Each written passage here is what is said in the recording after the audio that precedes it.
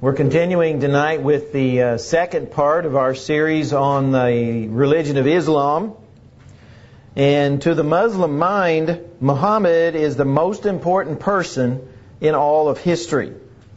Islam is centered upon his life, and he is pivotal in understanding the origin and the development of this world religion. And as we look at the biography of his life, one thing that's quite important is that there is no non-Muslim biography of him that's still in existence. In other words, all the ones that we do have are by different Muslims of different times. Obviously, we could talk about his life for many hours in detail, and those writings are available. So tonight is just kind of a short summary of some of the major events in his life, especially those events that had consequences as far as the religion of Islam is concerned. And those are the ones, of course, we want to focus on. It won't be a very long lesson, but it will be a lesson that's important for us to understand Islam. And we hear the name Muhammad a lot. When I was growing up, I probably didn't hear it half a dozen times, but now you hear it quite often because, as was mentioned last Sunday, Islam is one of the fastest growing religions in the world. Not just in Middle Eastern countries, but in a lot of different countries all over the world. So knowing about his life will help us a great deal in understanding this religion as well as relating to others about him. The first date of significance is when he was born, and that was in AD 570. So when we think about it, that's over 1,500 years ago, or almost 1,500 years. He was born in the town of Mecca. Another place that is very prominent, of course, in the religion of Islam. It is in the western part of Saudi Arabia. And he certainly had a difficult time as a young person. His father died before he was even born. So he did not know his father at all. His mother died, and her name was Amina. I believe that's how it's pronounced. She died when he was only 6.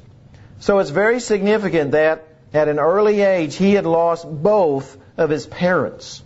So by the time he was 6, both of his mom and dad were both passed away. So as a result, he was raised by his grandfather and then by his uncle. And especially his uncle had a great influence on him throughout his life. So he was raised by his grandfather and then by his uncle. As in many ethnic groups, there were tribes, and still are, divisions of that particular ethnic group. Well, his family's tribe was the one that was the guardian of the Kaaba or Kaaba. I'm not exactly sure how it's pronounced in Arabic. It means cube. And so his family had the responsibility of guarding this. And this was a cube-shaped shrine. And this shrine was built so that each of the 4 corners pointed in one of the 4 main directions. In other words, one corner was due east, one corner was due west, and so forth. That's how it was built, this cube. And this shrine was located in Mecca. And the Muslims believe that it was built by Abraham and Ishmael. So it had great significance, this shrine did. So to them it was a very important shrine. Muslims believe that an angel brought a black stone that had fallen from heaven, and this stone had fallen from heaven in the time of Adam. And this stone was brought to Abraham, and he was told to take this stone and make a pilgrimage to Mecca. And so they believe that Abraham placed this stone in the building's eastern corner. Remember again, each of the four corners faced a direction. So this was placed in the eastern corner of this shrine, this building called the Kaaba or Kaaba. And this shrine, we'll hear about later, figured prominently in Muhammad's life. So it was an important structure to him as far as things that develop later on. As a young boy, he traveled in caravans with his uncle, and of course back during this time, that's how goods were moved, by caravans, whether it was camels or what. It was moved across the desert. And so he traveled in caravans with his uncle all over that part of the world, especially Syria. And no doubt he came in contact with Jews as well as Christians, because those two religious groups were prominent all over that part of the world. And so that was his upbringing. Lost his parents early, raised by a grandfather and then an uncle. He was of the tribe that guarded this shrine, and he learned about trade, he learned about caravans, and learned about other religions, especially the Jewish religion and Christian religion, at an early age. And then, the next important thing that happened in his life was in AD 595. This is when he gets married, or his first marriage anyway. He marries a wealthy widow there who was 15 years older than him. He was approximately 25, so she was about 40 at the time. And she, I don't know how to pronounce her last name, but her first name, it might be Khadijah, something similar to that. She becomes very devoted to him, very devoted to the religion that he will start. So she was a very important part of his life. She bore him 6 children, only one of which was able to bear him grandchildren and carry on the legacy, so to speak. But she was a very important part of Muhammad's life. And then, at age 40, as was mentioned last week, this is when he starts to receive the revelations. In AD 610. So he's 40 years old, and this is when his writings, this is when his biography says he received the first set of revelations. And these revelations allegedly came from the angel Gabriel. In other words, the Gabriel was the intermediary that delivered these messages to him. And this takes place on top of one of the mounts in that area. It's Hira. I don't know if it's Hira or Hira. This was a place that was very familiar to him. What he would do and had done prior to this time, this was a place he would go to be by himself, to pray and to meditate, to focus on things. And he would usually go there for 1 month at a time and 1 month out of the year. And the month that he would go there to meditate and to be by himself was the month Ramadan in the Arabic culture. And of course we mentioned last week how that was like the holy month for Muslims. He was, according to his revelations, he was appointed by Allah to reveal the word of Allah. In other words, he was now to become the spokesperson, the spokesman, the mouthpiece for Allah, and to reveal Allah's wishes to the world. And even though he was illiterate, as we mentioned last week, he recited what he had heard through these revelations while others wrote them down. So it was a number of years before all of these, of course, were written down, because it was a 20-year period that he receives these revelations. Well, he would have these revelations, and then he would recite them. And basically that's what the word Quran means, recite or recitations. And so it is a book filled with Muhammad's recitations, his recitals to people of what he had heard from the angel Gabriel. and others would write these down because he was not able to. So this is when it all began as far as the beginning of the Quran. Then, in the years 612 through 616, several significant things happened. After a couple years, he begins teaching these revelations that he had received. So he has received these from Gabriel, and now he starts telling others what he had heard. But at first he got very, very few converts. Very few people listened to him. Jews and Christians both believed that his revelations were fake. In other words, neither group believed that he had actually spoken to Gabriel, that these had came from any sort of divine source. So neither one of those groups, Jews or Christians, believed in these divine revelations. During the first 3 years that he began teaching, from like 612 to 615, only about 40 people accepted Islam. So it had very, very humble beginnings as far as people. Very few were willing to listen to him. Again, most people didn't believe these were divine or they were real, just something apparently he had just made up. But one of his converts was his wife, that I mentioned a while ago.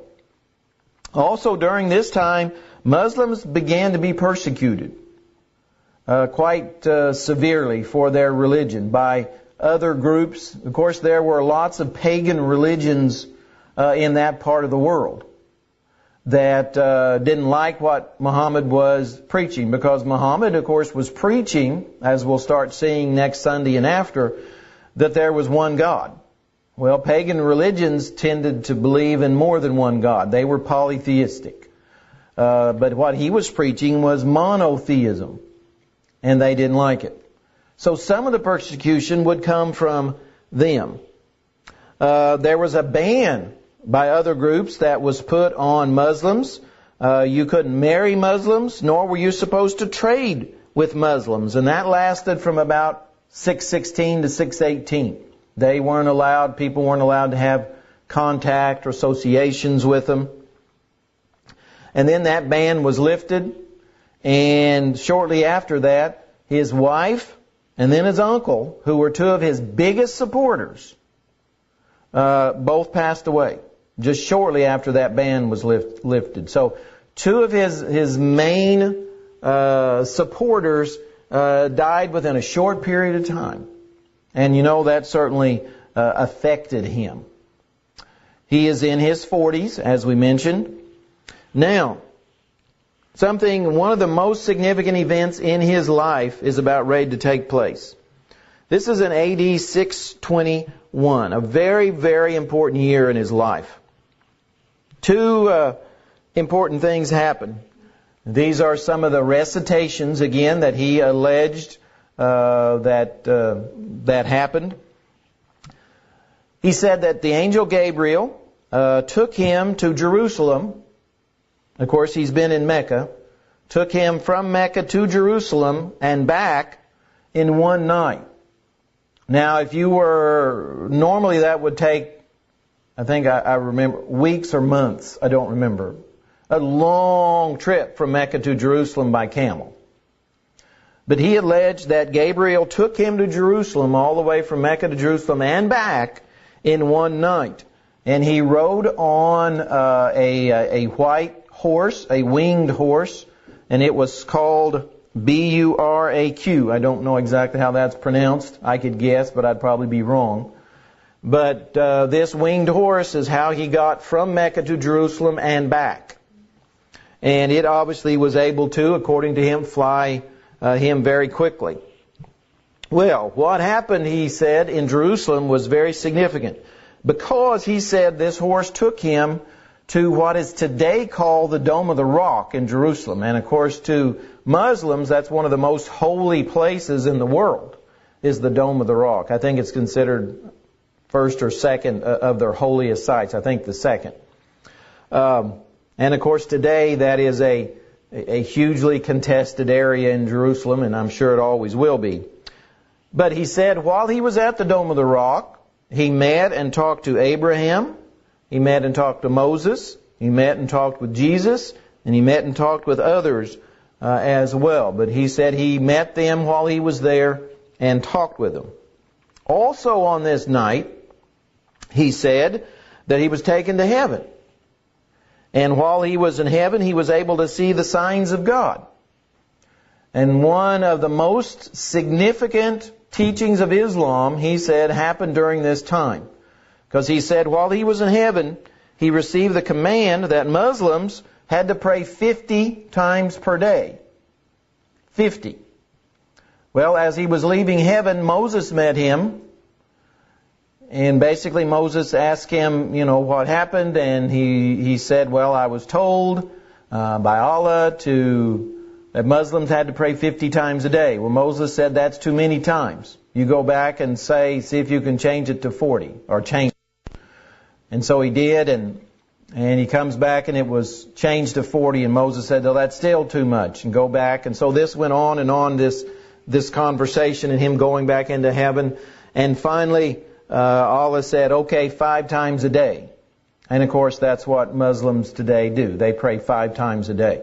So that's, again, one of those foundational beliefs of Islam. That's where it came from, was this alleged conversation between him and Moses, and then him and Allah. So that was all in one night back in the year 621. Again, a very, very significant year and event in the religion of Islam. Then in the years 622 to 624, another one of the most significant events in the history of Islam takes place. He and about 70 families flee to Medina, which is about 250 miles north. And this was, the reason for this was that there was a plot to kill him, and he was, again, allegedly warned by Gabriel to leave in some sort of vision or something. He was told to leave, so he left and went to Medina. This is called the night of migration in Islam, the night of migration. And this is considered the beginning of the Muslim era. That night, when he and those families left to go to Medina, is considered the beginning of the Muslim area, this night of migration. During this time, he tells followers to start praying toward Mecca. So here's another one of the beginnings of a foundational belief of Islam. To turn and face Mecca, not Jerusalem.